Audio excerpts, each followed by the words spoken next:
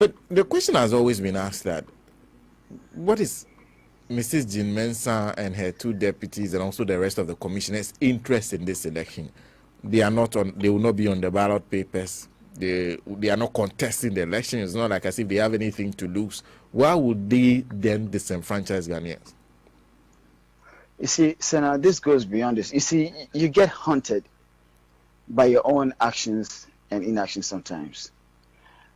The system that took out her predecessor, right? The system that took out her predecessor, that mirror is still staring at her in the face.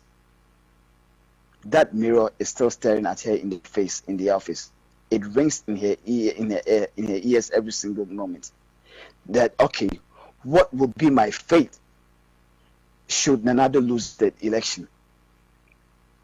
That is what is lingering in her mind. That is the insecurity they also have. What will be our fate if Nanado loses the next election, or when he loses the next election? Will I also go through the same process that Madam Charlotte went through, or mine would be worse? Therefore, how do I protect my interest in this matter? The only way I can stay longer, just like maybe Afarijan did, is to ensure that the MPP is in power, so that I can stay and then enjoy the largesse that I'm enjoying. That is the interest that they have. Keep Nanado in power so we can also be in power. That's all. You're saying that this is about job security. What have they done that they will be afraid of? Because the removal of the chairperson of an electoral commission is not a straightforward process, is it? How straight was it? Who are the petitioners? What's their names? Who are they? And what did they present? Due process followed.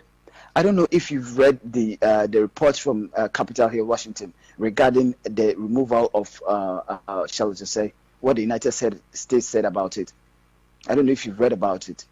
They said, they were categorical, that it is to pave way for this government, to paraphrase, for this government to rig the next election, and it's against the human rights of Madame Charlotte, the mode of which she was ousted. Ghost faces, faceless persons, petition. We can't tell who they are, what the details are. So Jean Mensah knows every bit of what has transpired. She sees it, that this can also happen to me should Nanado lose the next election. So what does she have to do? Do everything possible to make sure that Nanado is in power. Scratch my back, I scratch your back. That's what they're doing right now. And you don't need a rocket scientist to tell you that this Jean Mensah was brought in primarily to keep Nanado in power. Cronyism, that's the primary motive. And that's why nothing makes sense to all of us. Everything that they've said, how in God's name, Sana, I keep saying that white is white. There's nothing like deep white and light white. If Madam Jean Mensah truly is sincere with the need for us to change the voters register, to provide us with a credible register, why would she change the goalpost more than 15 times with regards to the voters register? Once upon a time, the IT guys were not trainable. The IT room was dusty, data in the hands of foreigners, and it has come all the way to data migration. Data migration, loss of data in the process. We've gone round in circles just to justify the reason for a new voters register. So you ask yourself too many reasons. Every time she brings something, she get exposed. She brings in a new thing, she get exposed. She brings in. So what exactly is she looking for? What does she really want? What does she really want? If not to keep Nanado in power at all costs. And you and I know, we've all heard the statement that have come from persons like her deputy, what's his name, a Bossman, accusing NDC of being what?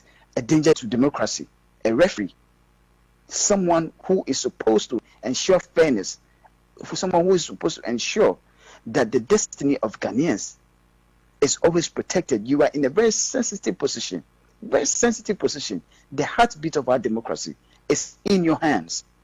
Okay, and let's all be mindful of this fact. They should be reminded that if their predecessors had taken the decision that they are taking right now, they would have been refugees by now.